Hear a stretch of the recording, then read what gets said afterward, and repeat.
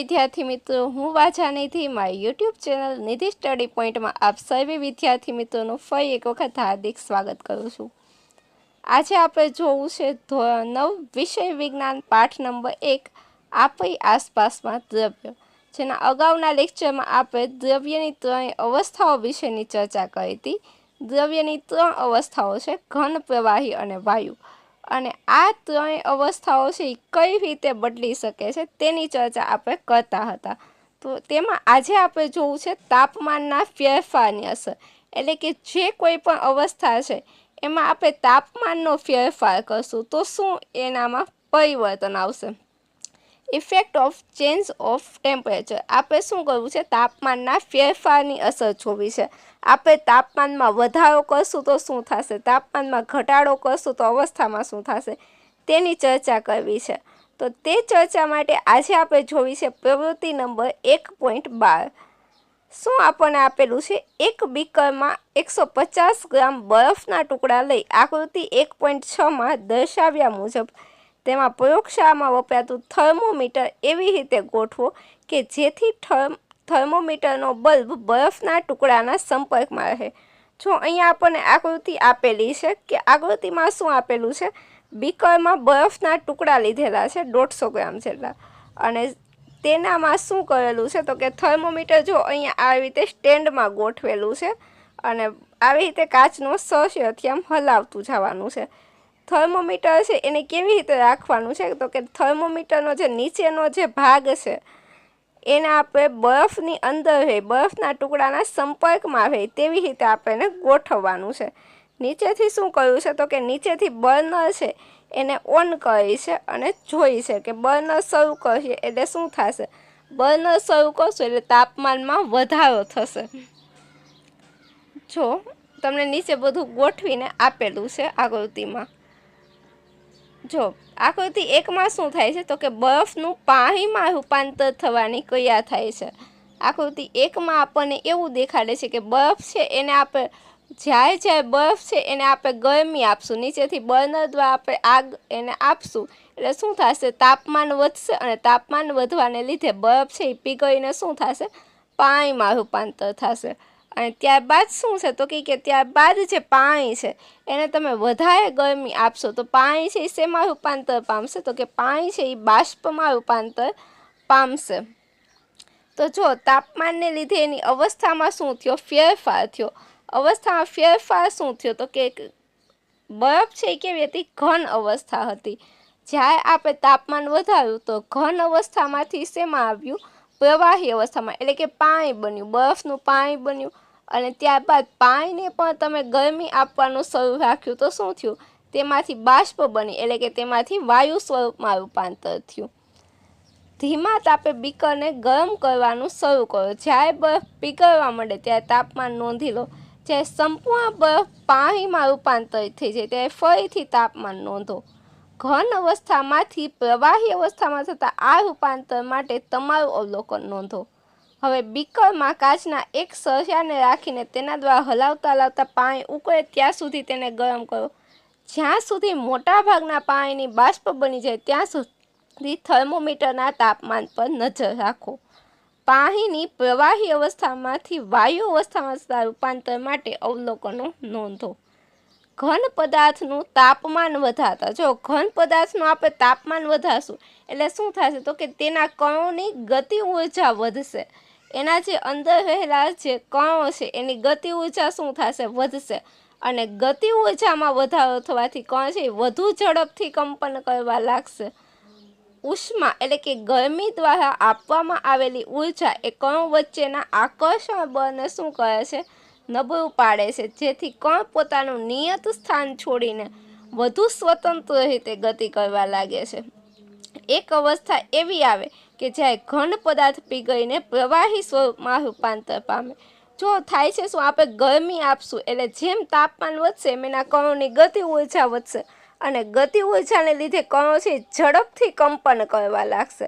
કંપન કરવા લાગશે એટલે થશે શું તો કે કંપન કરવા લાગશે એના લીધે કણો વચ્ચેનું જે આકર્ષણ બળ છે, આપણે જોયું હતું કે ઘનમાં શું હોય, કણો બહુ નજીક ગોઠવાયેલા હોય, તેમની વચ્ચે બહુ બધું આકર્ષણ હોય, તો આકર્ષણ બળ છે કેવું થશે, નબળું પડશે, જેના લીધે કણ છે, માનું કે આવી રીતે કણો બધા નજીકમાં ગોઠવાયેલા છે, એ કણો પોતપોતાના સ્થાનથી થોડા જુદા થઈ સ્વતંત્ર થઈ અને સ્વતંત્ર રીતે ગતિ કરશે.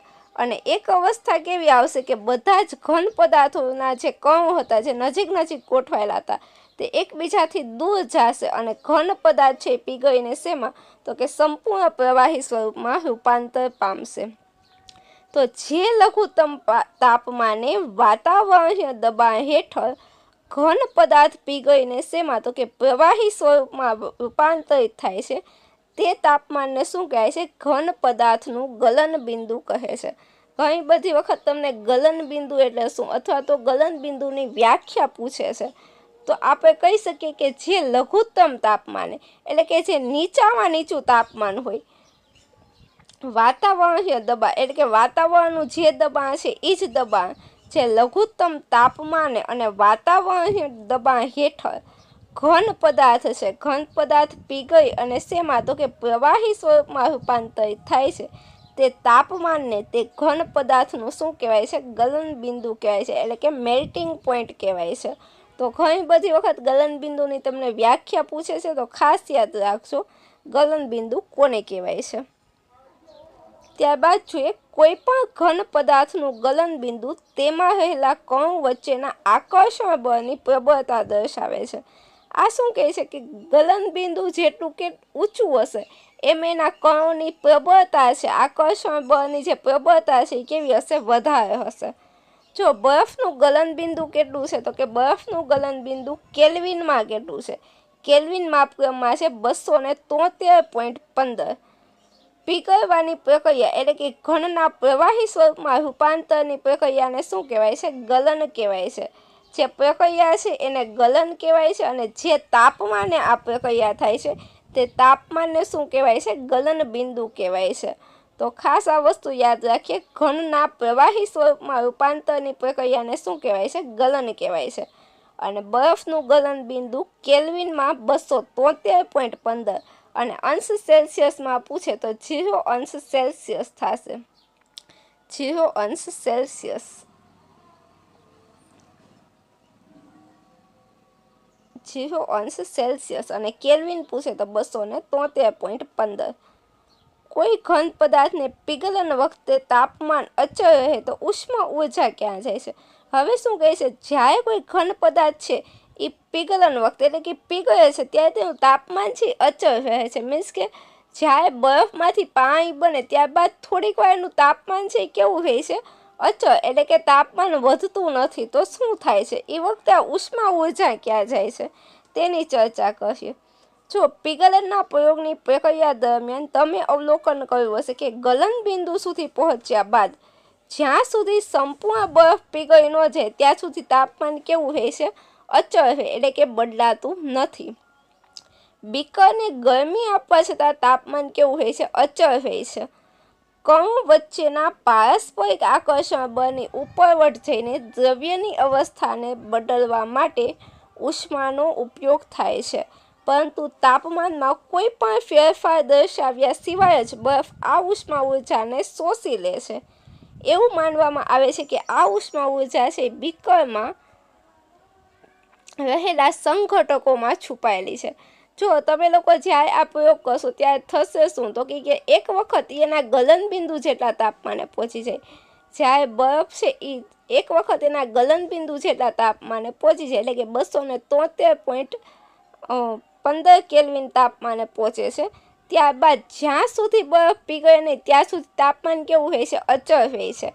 જો કે આપણે ગરમી તો નીચેથી આપતા જ હોય છે તો તાપમાન શું થવું જોઈએ, વધવું જોઈએ, પણ છતાંય વધતું નથી, એ અચળ રહે છે. તો આ ઉષ્મા ઊર્જા ક્યાં જાય છે, તો કે આ જે ઉષ્મા ઊર્જા છે એ ક્યાં રહેલી છે, તો કે બીકરમાં રહેલા સંઘટકોમાં છુપાયેલી હોય છે અને તેને શું કહેવાય છે, ગુપ્ત ઉષ્મા એટલે કે લેટેન્ટ હીટ કહેવામાં આવે છે. અહીં ગુપ્તનો અર્થ શું છે, છુપાયેલી એમ કહેવામાં આવે છે. જે અંદર જે સંઘટકો છે બીકરની અંદર એમાં જ છુપાયેલી આ ઉષ્મા હોય છે. પદાર્થના ગલન બિંદુ જેટલા તાપમાને એક વાતાવરણ દબાણ ખાસ યાદ રાખીએ, આપણને આપેલી છે અહીંયા શેની ગલનગુપ્ત ઉષ્માની વ્યાખ્યા. પદાર્થના ગલનબિંદુ જેટલા તાપમાને અને એક વાતાવરણ દબાણે 1 કિલોગ્રામ ઘન પદાર્થને પ્રવાહી અવસ્થામાં રૂપાંતરિત કરવા માટે જરૂરી ઉષ્મા ઊર્જાને શું કહેવાય છે? ગલનગુપ્ત ઉષ્મા કહે છે. આપણને શું કહે છે? પદાર્થનું ગલનબિંદુ જેટલું તાપમાન, એટલે કે માનો કે બરફ છે તો બરફનું ગલનબિંદુ કેટલું છે? 273.15 કેલ્વિન.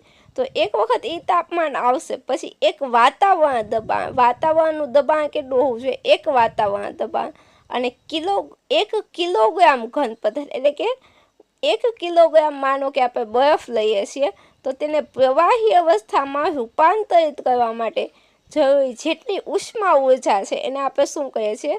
ગલનગુપ્ત ઉષ્મા કહે છે. અને જો આપણે હમણાં જ વાત કરી કે 273 કેલ્વિન, અહીંયા આપણે 273.15 બદલે શું લેશું? 273, આપણે સરળતા ખાતર, એટલે કેટલા થાય? 0 અંશ સેલ્સિયસ થાય. આ પણ આપણે યાદ રાખીએ. કેલ્વિન અને સેલ્સિયસ માપક્રમને આપણે એકબીજામાં કઈ રીતે રૂપાંતરિત કરવા તેની પણ આગળ આપણે ચર્ચા કરશું. તો 273 કેલ્વિન બરાબર કેટલા થશે? 0 અંશ સેલ્સિયસ થશે, તેની આપણે વાત કરી. તાપમાને પાણીના કણોની ઊર્જા તે જ તાપમાને બરફના કણોની ઊર્જા કરતાં કેવી હોય? વધુ હોય છે. જો 0 અંશ સેલ્સિયસ તાપમાને પાણીના કણની જે ઊર્જા છે તે જ તાપમાને બરફના કણની ઊર્જા કરતાં કેવી હશે? વધારે હશે. ત્યારબાદ જોઈએ, જ્યારે આપણે પાણીને ઉષ્મા ઊર્જા આપીએ છીએ, જ્યારે પાણીને આપણે શું આપીએ? ઉષ્મા ઊર્જા આપીએ, ત્યારે કણો વધુ ઝડપથી ગતિ કરે છે અને એક નિશ્ચિત તાપમાન સુધી પહોંચીને કણોમાં એટલી ઊર્જા આવી જાય છે કે જેથી તે પારસ્પરિક આકર્ષણ બળને તોડીને શું કરે છે? સ્વતંત્ર થઈ જાય છે. હવે જે આટલી ઉષ્મા આપણે આપીએ ત્યારે કણો શું કરશે? વધારે ઝડપથી ગતિ કરવા લાગશે અને એક નિશ્ચિત તાપમાન સુધી પહોંચીને શું થશે? કણોમાં એટલી ઊર્જા આવી જશે કે જેથી તે પારસ્પરિક આકર્ષણ બળ છે એને તોડી અને પોતે સ્વતંત્ર થઈ જાય છે. આ તાપમાને પ્રવાહી અવસ્થાનું શું થાય છે? વાયુ અવસ્થામાં રૂપાંતર થઈ જાય છે. જે તાપમાને, જો અહીંયા આપણને ઉત્કલન બિંદુની વ્યાખ્યા આપી છે તે પણ આપણે યાદ રાખીએ. જે તાપમાને વાતાવરણીય દબાણ હેઠળ પ્રવાહી ઉકળવા લાગે છે તે તાપમાનને શું કહેવાય છે? પ્રવાહીનું ઉત્કલન બિંદુ, એટલે કે બોઇલિંગ પોઈન્ટ કહેવાય છે. પહેલાં આપણે શેની વ્યાખ્યા જોઈ હતી? ગલનબિંદુની. ગલનબિંદુ શું હતું? ગલનબિંદુ એટલે કે ઘન પદાર્થ પ્રવાહીમાં રૂપાંતર પામે. અને અહીંયા આપણે શું યાદ રાખવાનું છે? તો કે જે તાપમાને પ્રવાહી પદાર્થ છે એ ઉકળવા લાગે તે તાપમાનને શું કહેવાનું છે? પ્રવાહીનું ઉત્કલન બિંદુ કહેવાનું છે. જે લઘુત્તમ તાપમાને પ્રવાહી ઉકળવા લાગે છે તેને. ઉત્કલન બિંદુ કેવી છે? જથ્થાત્મક ઘટના છે. પ્રવાહીના તમામ કણો એટલી ઊર્જા પ્રાપ્ત કરી લે કે જેથી તે તમામ બાષ્પ અવસ્થામાં રૂપાંતરિત થઈ જાય છે. પાણી માટે આ તાપમાન, જો બરફનું આપણને ગલનબિંદુ આપેલું હતું, બરફનું ગલનબિંદુ કેટલું હતું? તો કે 273.15 કેલ્વિન. એવી રીતે પાણીનું ઉત્કલન બિંદુ કેટલું છે? તો કે 100 અંશ સેલ્સિયસ અને 373 કેલ્વિન. હવે જો અહીંયા આપણને આપેલું છે 273 વત્તા 100. જ્યારે તમને અંશ સેલ્સિયસમાં આપેલા હોય તાપમાન અને તમને કહે છે કે એને કેલ્વિનમાં ફેરવો, જ્યારે અંશ સેલ્સિયસમાં તાપમાન આપેલું હોય અને આપણને કે કેલ્વિનમાં ફેરવો, તે આપણે શું કરવાનું છે? આપેલું જે તાપમાન છે એને વત્તા 273 કરવાના છે. સેલ્સિયસમાંથી કેલ્વિનમાં જવા માટે વત્તા 273, અને જ્યારે તમને કેલ્વિનમાં આપેલું હોય અને સેલ્સિયસમાં પૂછે તો આપેલું જે તાપમાન છે એમાંથી આપણે શું કરશું? 273ને માઇનસ કરશું, 273 એમાંથી બાદ કરશું. તો આ ખાસ વસ્તુ યાદ રાખીએ કે અંશ સેલ્સિયસમાંથી કેલ્વિનમાં ફેરવવા માટે શું કરશું? આ 273 આપણે એડ કરશું. શું તમે બાષ્પીભવન ગુપ્ત ઉષ્માને વ્યાખ્યાંકિત કરી શકો છો? તો કે જો જેમ આપણે ગલનગુપ્ત ઉષ્માની વાત કરી એવી રીતે હવે આપણે બાષ્પીભવન ગુપ્ત ઉષ્માની વાત કરીએ. જે રીતે આપણે ગલનગુપ્ત ઉષ્માને વ્યાખ્યાંકિત કરે છે તે જ રીતે બાષ્પીભવન ગુપ્ત ઉષ્માને વ્યાખ્યાંકિત કરો. તાપમાને જો 373 કેલ્વિન એટલે કે 100 અંશ સેલ્સિયસ તાપમાને પાણીની બાષ્પના કણોમાં તે જ તાપમાને પાણીના કણો કરતાં કેવી વધુ ઊર્જા હોય છે. આવું એટલા માટે થાય છે કે તે વરાળના કણો એ બાષ્પીભવન ગુપ્ત ઉષ્માના રૂપમાં વધારાની ઊર્જા શું કરે છે? શોષી લે છે. ત્યારબાદ જો તાપમાનના ફેરફાર કરતાં શું ફેરફાર થાય છે તે આપણને આપેલું છે. ઘન અવસ્થામાં આપણે ઉષ્મા આપશું એટલે કે તાપમાન વધારશું, શું થશે? પ્રવાહી અવસ્થામાં રૂપાંતર થશે. ત્યારબાદ પ્રવાહી અવસ્થાને આપણે ઉષ્મા આપશું એટલે એનું શેમાં? વાયુ અવસ્થામાં રૂપાંતર થશે. અને એનાથી ઊંધી પ્રોસેસ એટલે કે વાયુ અવસ્થાને ઠંડી પાડશું તો પ્રવાહી અવસ્થામાં રૂપાંતર થશે. પ્રવાહી અવસ્થાને ઠંડી પાડશું તો શેમાં? ઘન અવસ્થામાં રૂપાંતર થશે. તેથી એમ કહી શકાય કે તાપમાન બદલીને પદાર્થને એક અવસ્થામાંથી બીજી અવસ્થામાં તાપમાન બદલીને પદાર્થને એક અવસ્થામાંથી બીજી અવસ્થામાં રૂપાંતરિત કરી શકાય છે.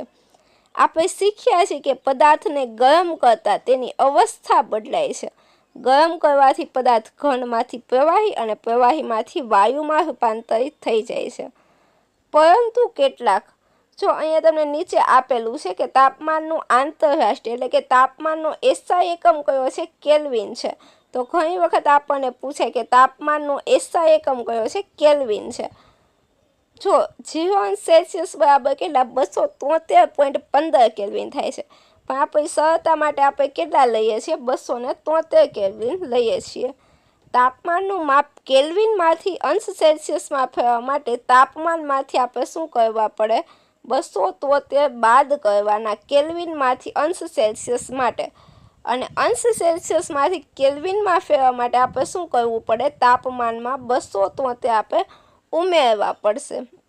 ચલો આને આધારે હું તમને એક દાખલો આપું છું કે તમારે લોકોએ 32 અંશ સેલ્સિયસને કેલ્વિનમાં ફેરવવાના છે. અને કેલ્વિનમાં ફેરવી અને તેનો જવાબ કમેન્ટમાં લખવાનો છે. 32 અંશ સેલ્સિયસને કેલ્વિનમાં ફેરવી તેનો જવાબ મને કમેન્ટમાં લખીને દેવાનો છે. જે લોકોનો જવાબ સાચો હશે તેનું નામ આપણે આગળના વિડીયો લેક્ચરમાં લેશું. ત્યારબાદ જોઈએ એવા પદાર્થો કે જે પ્રવાહી અવસ્થામાં રૂપાંતરિત થયા વિના ગરમી મળતા સીધા ઘન અવસ્થામાંથી સીધા જ વાયુ અવસ્થામાં અને તેનાથી ઉલટું ઠંડા પાડતા પાછા ઘન અવસ્થામાં રૂપાંતરિત થાય છે. તેવા પદાર્થો અમુક પદાર્થો કેવા છે કે માનું કે ઘન પદાર્થ છે તો ઘન પદાર્થને આપણે ગરમ કરશું તો એ પ્રવાહીમાં રૂપાંતર નહીં પામે પણ સીધું જ વાયુ અવસ્થામાં રૂપાંતર પામશે. અને ફરી પાછું વાયુ અવસ્થાને આપણે ઠંડી પાડશું તો એ પાછું શેમાં? પ્રવાહીમાં નહીં પણ સીધું જ ઘન અવસ્થામાં રૂપાંતરિત થાય છે. તો આવી જે પ્રક્રિયા છે એને આપણે શું કહેવાનું છે? તો કે આવી જે પ્રક્રિયા છે એને ઉર્ધ્વપાતન કહેવાય છે. પ્રવાહી અવસ્થામાં રૂપાંતરિત થયા વિના ઘન અવસ્થાથી સીધું જ વાયુ અવસ્થામાં રૂપાંતરિત થવાની ક્રિયાને શું કહેવાય છે? ઉર્ધ્વપાતન કહેવાય છે. પ્રવાહી અવસ્થામાં રૂપાંતરિત થયા વિના વાયુ અવસ્થામાંથી સીધું જ ઘન અવસ્થામાં રૂપાંતર થવાની ક્રિયાને નિક્ષેપણ કહેવાય છે. હવે વાયુ અવસ્થામાંથી પ્રવાહીમાં નહીં આવે પણ સીધું જ શેમાં આવશે? ઘન અવસ્થામાં આવે તો આવી ક્રિયાને શું કહેવાય છે? નિક્ષેપણ. અને ઘનમાંથી સીધું જ વાયુમાં રૂપાંતર થાય તો એને આપણે કહીશું ઉર્ધ્વપાતન. એના માટે આપણને આપેલી છે પ્રવૃત્તિ 1.13. શું આપણને કીધું છે? થોડુંક કપૂર લો, તેનો બારીક ભૂકો કરી તેને ચાઈના ડીશમાં મૂકો. અહીંયા આપણને બતાવેલું છે. એક કાચની ગળણીને ઊંધી કરીને ચાઈના ડીશ પર મૂકી દો. આ ગળણીના છેડે આકૃતિ 1.7માં દર્શાવ્યા મુજબ રૂનું પૂમડું લગાવો. હવે ધીરે ધીરે ગરમ કરો અને તેનું અવલોકન કરો. ઉપરોક્ત પ્રવૃત્તિ દ્વારા તમે કયા નિષ્કર્ષ પર આવ્યા? જ્યારે આપણે આને ગરમ કરશું ત્યારે શું થશે? તો કે આ જે કપૂર છે એ ઘન અવસ્થાનો જે કપૂર છે એ સીધો વાયુ અવસ્થામાં રૂપાંતરિત પામી અને શું થશે? તો કે ઊંધી રાખેલી ગળણી મારફતે આમ ઉપરની બાજુ વરાળ સ્વરૂપમાં જશે. પણ ઉપર આપણે શું કરેલું છે? રૂનું પૂમડું લગાડેલું છે. તેથી આ વાયુ છે સીધે સીધો બહાર જઈ શકશે નહીં, પણ ત્યાં ને ત્યાં રહેશે. જો અહીંયા આપણું તાપમાનના ફેરફારની જે અસર છે એ અહીંયા પૂરી થાય છે. આવતા લેક્ચરમાં આપણે વાત કરશું દબાણના ફેરફારની અસર વિશે. ત્યાં સુધી મને રજા આપો. Thank you so much.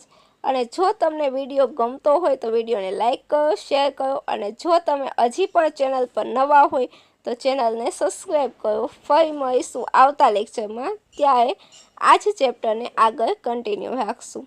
Thank you so much.